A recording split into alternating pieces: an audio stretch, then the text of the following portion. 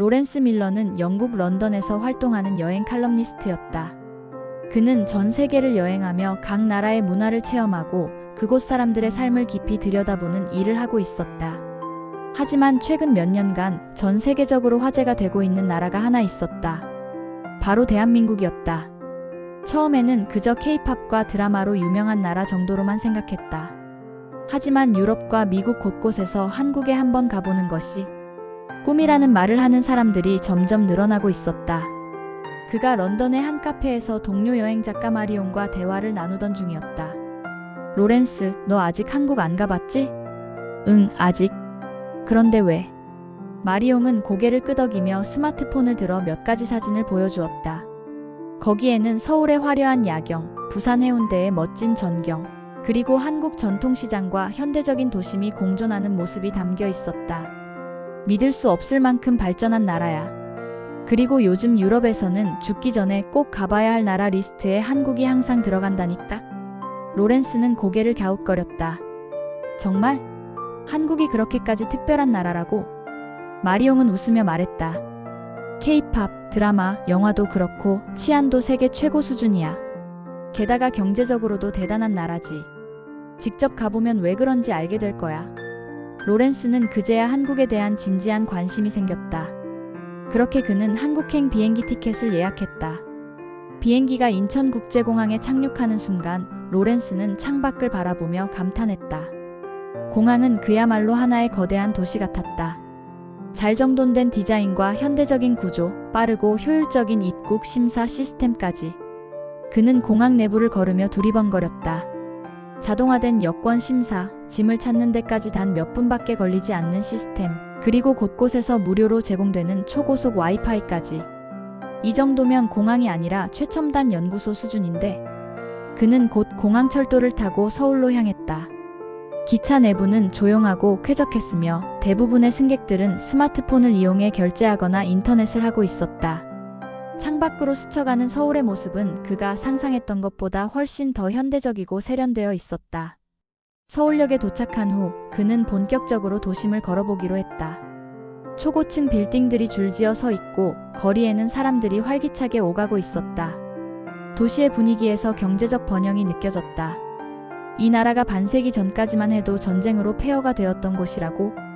그는 한국이 이룬 경제적 기적이 어떻게 가능했는지 점점 더 궁금해졌다. 다음 날 로렌스는 한국의 교육 수준을 직접 체험해보기 위해 대학가를 방문했다. 서울의 한 대학교 카페에서 대학생들이 모여 공부하는 모습을 보게 되었는데 그는 그들이 풀고 있는 문제를 보고 깜짝 놀랐다. 한 그룹의 학생들이 수학 문제를 풀고 있었는데 그 수준이 너무 높았다. 이건 대학 수준도 아니고 거의 연구자 수준인데 그는 호기심이 생겨 학생들에게 말을 걸었다. 너희들 원래 이렇게 어려운 문제를 쉽게 풀어? 학생들은 웃으며 대답했다. 한국에서는 고등학생들도 이런 문제를 많이 풀어요. 수학 교육이 워낙 강해서요.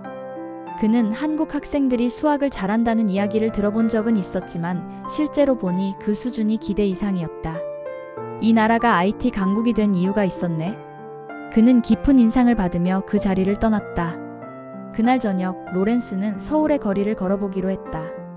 하지만 예상과는 달리 밤 11시가 넘었는데도 거리는 여전히 활기찼다. 놀라운 것은 혼자서 걷는 여성들도 많았고 심지어 어린아이들도 부모와 함께 거리를 걷고 있었다. 이 나라가 이렇게 안전하다니? 그는 유럽에서는 밤늦게 혼자 다니는 것이 위험할 수 있다는 것을 알고 있었기 때문에 이 광경이 너무나 신기했다. 그는 근처 노점에서 음식을 사며 상인에게 물었다. 여기는 밤에도 이렇게 안전한가요? 상인은 웃으며 대답했다. 네, 한국에서는 밤에 혼자 다녀도 걱정할 일이 거의 없어요. 치안이 아주 좋거든요. 로렌스는 이곳이 단순히 발전한 나라가 아니라 안전한 사회라는 것을 실감했다. 다음 날 그는 K-팝이 얼마나 세계적으로 인기 있는지 직접 확인해보기 위해 강남의 한 K-팝 굿즈 매장을 방문했다. 매장 안에는 다양한 국적의 관광객들로 가득 차 있었다. 그는 프랑스에서 온 한 소녀에게 물었다. 한국까지 오다니 대단하네요. 왜 이렇게 한국이 좋나요? 소녀는 눈을 반짝이며 대답했다. BTS와 블랙핑크 덕분에 한국을 너무 좋아하게 됐어요. 한국에 한번 와보는 게 제 꿈이었어요. 그는 K-팝이 단순한 음악이 아니라 한국을 세계적으로 알리는 문화적 힘이 되었다는 것을 깨달았다. 이제 한국은 단순한 경제 강국이 아니라 문화 강국이기도 하구나. 그는 한국이 단순히 문화적으로 유명한 나라가 아니라 경제적으로도 세계적인 강대국이라는 것을 알게 되었다. 삼성, 현대, LG, SK 같은 기업들은 이미 세계 시장에서 영향력을 행사하고 있었고, 한국은 반도체, 자동차, 조선업, IT 산업에서도 선두를 달리고 있었다. 그는 점점 더 한국이라는 나라가 대단하다는 것을 느꼈다. 그는 전통시장을 방문해 보기로 했다. 시장에서는 다양한 음식들이 팔리고 있었고 상인들은 따뜻한 미소로 손님들을 맞이하고 있었다. 그는 순댓국을 주문했는데 가게 주인이 덤으로 순대와 간을 접시에 담아주며 말했다. 이거 서비스예요. 많이 드세요. 그는 한국인들의 따뜻한 정에 감동했다. 한국 사람들은 정말 정이 많구나. 한국에 도착한 후 며칠 동안 로렌스는 한국의 높은 교육 수준과 안전한 치안을 직접 체험하며 감탄을 금치 못했다. 하지만 한국이 전 세계 경제대국 중 하나라는 사실은 여전히 믿기 어려웠다. 이 작은 나라가 어떻게 세계 경제를 주도하는 수준까지 성장할 수 있었지? 그는 직접 한국의 경제적 강대함을 확인하기 위해 삼성전자 홍보관을 방문했다. 이곳에서는 한국이 세계적인 IT 강국으로 성장할 수 있었던 배경과 최첨단 기술이 어떻게 개발되고 있는지를 보여주고 있었다. 홍보관에 들어선 순간 그는 미래에 온 것 같은 착각이 들었다.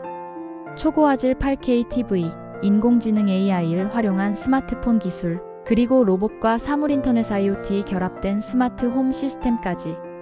그는 가이드에게 질문했다. 한국이 이렇게 IT 기술에 강한 이유가 뭡니까? 가이드는 미소를 지으며 대답했다. 한국은 반도체, 스마트폰, 디스플레이 산업에서 세계 1위를 다투고 있습니다. 그리고 이 모든 기술은 과거의 어려움을 극복하려는 국민들의 노력 덕분에 가능했죠. 그는 한국이 IT 산업뿐만 아니라 자동차, 조선업, 배터리 산업에서도 세계적인 강국이라는 사실을 알게 되었다. 이제 한국은 단순한 소비 국가가 아니라 전 세계에 첨단 기술을 수출하는 경제 강국이구나. 그는 이 작은 나라가 세계 경제에서 차지하는 영향력이 어마어마하다는 것을 깨닫게 되었다. 그날 밤 그는 서울의 야경을 제대로 보기 위해 한강공원을 찾았다. 그가 더 놀란 것은 한밤중임에도 불구하고 많은 사람들이 공원에서 조깅을 하거나 돗자리를 펴고 친구들과 음식을 나누며 이야기를 나누고 있었다는 것이었다. 이게 정말 밤 11시 풍경이 맞아? 그는 뉴욕이나 런던에서는 밤이 되면 위험해지는 지역이 많아 사람들이 조심해야 한다는 것을 잘 알고 있었다. 하지만 서울은 달랐다. 심지어 공원 곳곳에는 24시간 운영하는 편의점과 카페도 있었고 경찰 순찰차들이 주기적으로 지나가며 시민들의 안전을 확인하고 있었다.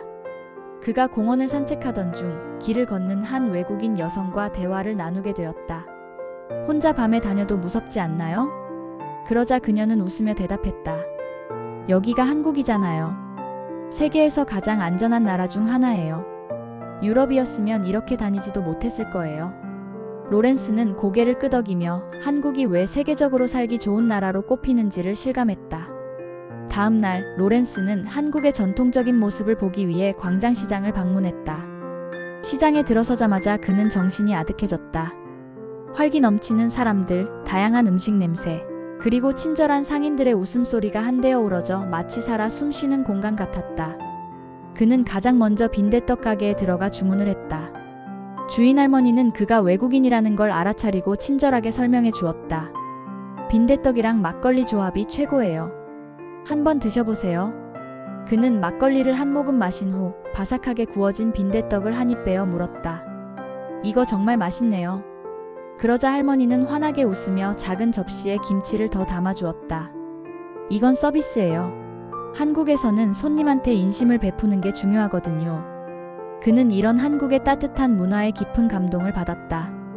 그 후 그는 떡볶이 가게에도 들렀다. 어제 매운 떡볶이로 고생했던 기억이 떠올랐지만 이번에는 맵지 않은 버전으로 주문했다. 그런데 가게에 있던 한국인 손님이 그에게 말을 걸었다. 헤이 브라더, 매운 거 못 드세요? 그는 웃으며 대답했다. 어제 순한 맛 떡볶이 먹고 고생했거든요. 그러자 그들은 깔깔 웃으며 자신들이 매운맛을 즐기는 이유를 설명해 주었다. 한국에서는 매운 음식이 스트레스를 푸는 방법 중 하나예요. 매운 걸 먹고 나면 기분이 확 풀려요. 그는 고개를 끄덕이며 한국의 독특한 음식 문화까지 배우게 되었다. 그는 이제 한국이 과거의 가난한 나라가 아니라 세계를 이끄는 강대국으로 성장했다는 것을 이해했다. 그렇다면 한국의 미래는 어떨까? 그는 서울의 한 스타트업 기업을 방문해 젊은 기업가들을 만났다. 그들은 인공지능, 로봇, 친환경 기술을 연구하며 미래를 준비하고 있었다. 한 젊은 CEO가 말했다. 한국은 전통적으로 제조업이 강하지만 이제는 혁신적인 스타트업들이 글로벌 시장에서 경쟁하고 있어요. 10년 후 한국은 더 놀라운 나라가 될 겁니다. 로렌스는 그들의 눈빛에서 확신을 보았다. 이 나라의 젊은이들은 도전 정신이 가득하구나. 그는 한국이 앞으로도 세계를 선도할 나라라는 것을 확신하게 되었다. 한국에서의 마지막 날, 그는 남산타워에 올라 서울의 전경을 바라보았다. 그는 이곳에서 지난 며칠 동안 경험했던 모든 것을 떠올렸다. 최첨단 IT 기술, 안전한 치안, 세계적인 경제력, K-팝을 비롯한 강력한 문화적 영향력, 그리고 무엇보다도 따뜻한 한국 사람들의 정. 그는 한국에서 만난 모든 사람들이 인상 깊었다. 길을 알려주던 시민들, 친절한 시장 상인들, 그리고 한국의 미래를 이끌어갈 젊은 창업가들까지. 그는 미소를 지으며 속으로 다짐했다. 나는 반드시 다시 한국에 올 거야. 비행기가 이륙할 때 창문 너머로 보이는 서울의 불빛이 반짝이고 있었다. 그는 마지막으로 한국을 향해 작은 인사를 건넸다. 곧 다시 보자, 대한민국. 로렌스가 한국에서 느꼈던 감동은 단순히 놀라움에서 끝나지 않았습니다. 그는 짧은 시간 동안 한국이라는 나라가 끊임없는 노력과 도전으로 어떻게 오늘날의 기적을 만들어냈는지 깊이 공감했습니다. 한국인의 성실함과 공동체 의식, 그리고 실패를 두려워하지 않는 개척, 정신은 그의 마음속에 오래도록 남았습니다. 뿐만 아니라 그는 한국 문화를 통해 인간미와 여유를 동시에 느꼈습니다. 이곳은 단순히 발전한 나라가 아니라 사람 냄새, 나는 곳이다라고 생각하며 한국을 자신의 친구, 가족들에게 꼭 추천하고 싶다고 느꼈습니다. 그의 여정은 끝났지만 한국에서 만난 모든 기억들은 그가 세계를 바라보는 또 다른 시각을 열어주었습니다. 이 작은 나라가 글로벌한 영향력을 끼치는 이유를 깨달았고, 이것이 단순히 경제적 성취 때문만이 아님을 알게 되었습니다.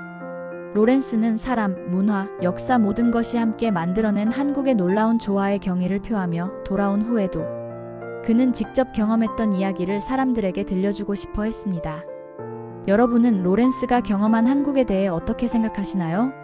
댓글로 로렌스에게 한마디 해주세요.